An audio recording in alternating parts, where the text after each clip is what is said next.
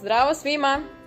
Zovem se Senka Popović i imam 27 godina. Osnovne studije na Učiteljskom fakultetu završila sam 2016. Master studije 2017. godine, a pohađala sam smer za obrazovanje učitelja. U okviru master studija bila sam student na razmeni na Univerzitetskom koledžu Jugoistočne Norveške na programu Outdoor Education and Experiential Learning. Trenutno radim kao učitelj u državnoj osnovnoj školi u Oslu u Norveškoj, gde i živim. Moj posao je baš kao i posao učitelja u Srbiji. Planiranje, organizacija i realizacija nastave, pomoć učenicima pri rešavanju zadataka, kao i planiranje van nastavnih aktivnosti. Ovde u Norveškoj puno vremena provodimo van škole i van učionice. Znanje i veštine stečene na Učiteljskom fakultetu koristim svakodnevno u današnjem poslu.